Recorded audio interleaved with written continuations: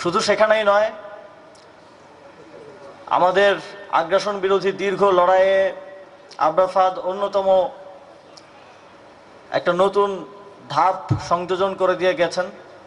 আমরা সেই লড়াইটাকে আবরার ফাহাদকে সামনে রেখে চালু রাখতে চেয়েছি। প্রতি বছর 7ই অক্টোবর আমরা সেই দিনটিকে স্মরণ করতে চেয়েছি।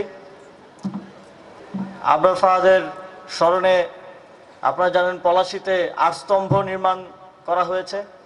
নির্মাণ করার কয়েক ঘন্টার মধ্যেই সেটা ফ্যাসিস্ট শেখ হাসিনার পুলিশ এসে ভেঙে দিয়েছিল। আমরা সেটা আবারও পুনরায় নির্মাণ করেছি। আবরার ফাহাদের 3য় শাহাদাত বার্ষিকীতে আমরা ঢাকা বিশ্ববিদ্যালয়ে তার জন্য স্মরণ সভা আয়োজন করেছিলাম। সেখানে ছাত্রলীগ হামলা করে এবং আহত অবস্থায় আমি সহ আমাদের 24 জন সহযোদ্ধাকে থানায় সোপর্দ করা হয় এবং মামলা করে দীর্ঘদিন আমি সহ সেই 24 জন সহযোদ্ধা আমরা জেলেও ছিলাম। আবরার ফাহাদ শুধু একটা নাম না, আবরার ফাহাদ আমাদের আগ্রাসন বিরোধী লড়াইয়ের একটা জার্নি এবং সেই জার্নির একটা অন্যতম অর্জন হচ্ছে জুলাই গণঅভ্যুত্থান। জুলাই গণঅভ্যুত্থানে এদেশের তরুণরা জীবন দেওয়ার প্রেরণা পেয়েছে আবরার ফাহাদের থেকে। জুলাই গণঅভ্যুত্থানে আগ্রাসন থেকে মুক্তির জন্য এদেশের তরুণেরা ঝাঁকে ঝাঁকে ঝাঁপিয়ে পড়েছে রাজপথে এবং অবশেষে আমরা আগ্রাসী পরাশক্তির বাংলাদেশীয় সবচেয়ে বড় খুঁটি শেখ হাসিনাকে বাংলাদেশ থেকে পালাতে বাধ্য করতে সক্ষম হয়েছি। ফ্যাসিবাদী সরকার আবরার ফাহাদের স্মৃতিকে মুছে দিতে চেয়েছিল। তারা আবরার ফাহাদকে নিয়ে কোনো নিউজ করতে দিত না, কোনো কর্মসূচি পালন করতে দিত না। কর্মসূচি পালন করতে গেলে সেখানে হামলা হতো, জেল জুলুমের শিকার হতে হতো।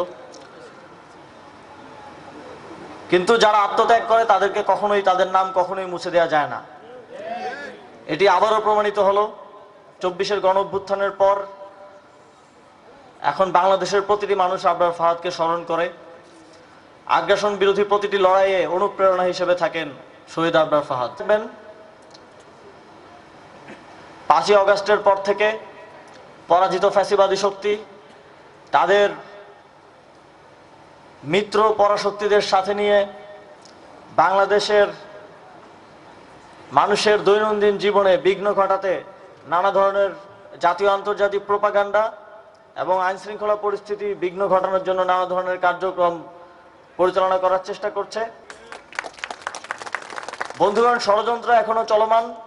আপনারা দেখবেন নানা ছোটখাটো ইস্যুতে জনগণকে বিভক্ত করার, একে অপরের বিরুদ্ধে লেলিয়ে দেওয়ার ষড়যন্ত্র করে যাচ্ছে পরাজিত শক্তি।